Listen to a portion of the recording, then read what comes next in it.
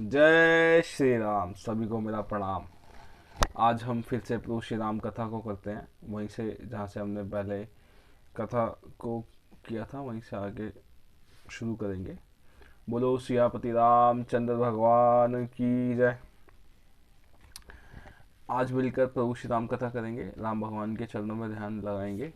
राम कथा जितना करा जाए जीवन सफल होता है, भगवान का भजन होता है और राम कथा करने से हमारे जीवन की सब बाधाएं दूर होती हैं और जीवन अच्छा होता है, सुखी होता है।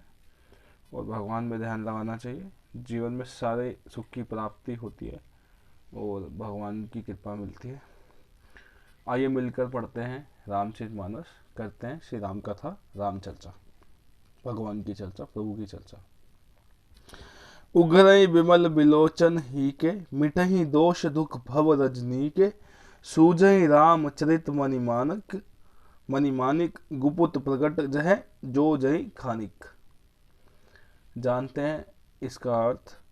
उसके हृदय में आते ही हृदय के निर्मल नेत्र खुल जाते हैं और संसार रूपी रात्रि के दोष दुख मिट जाते हैं। एवं श्री रामचरित रूपी मणि और माणिक के गुप्त और प्रकट जहां जो जिस खान में है सब दिखाई पड़ने लगते हैं। इस चौपाई का अर्थ है, जब हमारे हृदय में संत आते हैं और हमारे हृदय के निर्मल नेत्र खुल जाते हैं, संसार रूपी रात्रि, जैसे हमारे जीवन में संसार में रात्रि होती है, रात्रि के जो दुख होते हैं, दुख दोष जो मिट जाते हैं, वैसे ही रामचरित्र, प्रभु श्री राम का जो चरित्र है वो मणि है, माणिक्य है। उसको गुप्त और प्रकट जिस खान में, जैसे मणि जो होती है वो खान में होती है, वो गुप्त होती है, लेकिन जब हम उसकी खोज कर लेते हैं तो हमें मणि मिल जाती है और वो हमें दिखाई पड़ने लगती है कि ये मणि कहाँ पर है। वैसे ही प्रभु श्री राम चरित्र जो है मणि की तरह है। अगर हम प्रभु श्री राम के चरित्र को जान लेते हैं, अपने जीवन में अपना लेते हैं, तो हमें अपने जीवन में जब मणि दिखाई देने लगती है खान में, वैसे प्रभु श्री राम के चरित्र को जब हम जान लेते हैं तो हमारे चरित्र का जो रूप है हमारे अंदर विराजमान होता है उस मणि की तरह।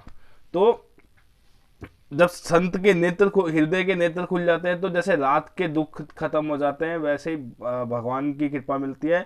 और वैसे ही जैसे मणि खान में छुपे होने पर मणि मिल जाती है, वैसे ही राम भगवान का चरित्र मिलने पर हमें वो मणि के समान है, हमारा जीवन मणि की तरह चमकने लगता है। हमारा जीवन रामचरितमानस को पढ़ने से रामचरित्र रूप की तरह हमारा शरीर भी, जो हमारा जीवन है वो सुखी हो जाता है, मणि की तरह चमकने लगता है। अब यहाँ से गोस्वामी जी ने पहला दोहा लिखा है, जथा सुअंजन अंजी, दीर्घ साधक सिद्ध सुजान, कौतुक देखत शैल बन, भूतल भूरि निधान। अब ये पहला दोहा है, इसके अर्थ को समझते हैं। जैसे सिद्धांजन को नेत्रों में लगाकर साधक सिद्ध और सुजान पर्वतों, वनों और पृथ्वी के अंदर कौतुक से ही बहुत सी खाने देखते हैं। सिद्धांजन मतलब जैसे सिद्धांजन होता है, जैसे हम काजल लगाते हैं आंखों में, माताएं काजल लगाती हैं छोटे बच्चों को। तो जो हमारे नेत्रों में साधक सिद्ध सुजान पर्वत, वनों, पृथ्वी के अंदर कौतुक सी बहुत सी खाने देखते हैं। जैसे सिद्धांजन होता है कि नेत्रों में लगाकर साधक सिद्ध और सुजान पर्वतों को देख लेते हैं। सिद्धांजन यहाँ पर गोस्वामी जी लिखते हैं, जो साधक होते हैं ना, वो अपने, जैसे माताएं बालकों को सिद्धांजन लगाते हैं, साधक सिद्ध भी लगाते हैं सुजान पर्वतों के लिए, वनों में लगाते हैं, पृथ्वी के अंदर कौतुक सी बहुत सी। सिद्धांजन यहाँ पे दो अर्थ है सिद्धांजन के। एक सिद्धांजन जैसे माताएं बालक को लगाती हैं, तो उसके नेत्रों में साधक भी लगाते हैं कि मतलब अपने नेत्रों को मतलब भगवान की दृष्टि को देख सके। और यहाँ सिद्धांजन की बात है, एग्जाम्पल दूरबीन से मैच हो रहा है। जैसे जो आपने देखा होगा, जो टेक्नीशियन होते हैं वो दूरबीन लगा के जमीन में देख लेते हैं दूर दूर तक का, कि नीचे तक क्या है खान में। वैसे ही माताएं जो अपने बच्चों को लगाती हैं कि उनके बच्चों के आंखों के जो नेत्र हैं वो चमकने लगे और वो उनकी आंखों में नजर न लगे। साधक भी अपने नेत्रों को भगवान से जोड़ने के लगाते हैं और सिद्धजन सुजान पर्वतों पर लगाते हैं और वनों में पृथ्वी के अंदर देखने के लिए। तो यहाँ सिद्धांजन की बात हो रही है, जैसे सिद्धांजन लगाकर साधक अपने भगवान को देखता है, सिद्ध सुजान पर्वतों को देखते हैं, वैसे वैसे ही वनों और पृथ्वी के अंदर की कौतुक की बहुत सी वस्तुएं खाने खाने खाने देखते हैं, वैसे ही जो सिद्ध अंजन है यहाँ पर वो काजल की तरह, अगर जो काजल लगा के उसको पृथ्वी के अंदर की चीजें देख सकते हैं। तो यहाँ इसका यही अर्थ हुआ। गुरुपद रज मृदु मंजुल अंजन नयन अमीय दीर्घ दोष विभंजन तही करी विमल विवेक विलोचन बरनऊ रामचरित भवमोचन। इसका अर्थ है श्री गुरु महाराज के चरणों की रज कोमल और सुंदर नयनामृत अंजन है, जो नेत्रों के दोषों को नाश करने वाला है। उस अंजन से विवेक रूपी नेत्रों को निर्मल करके मैं संसार रूपी बंधन से छुड़ाने वाले श्री रामचरित्र का वर्णन करता हूँ।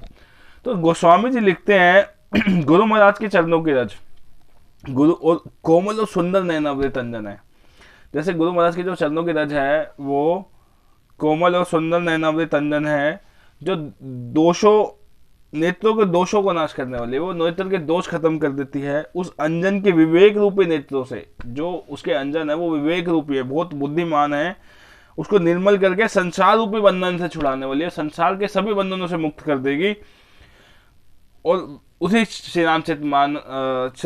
रामचरित्र का वर्णन करते हैं गोस्वामी, उसी रामचरित्र का वर्णन कर रहे हैं। अगली शेष चर्चा अगली वीडियो में। सभी को मेरा प्रणाम। जय श्री राम।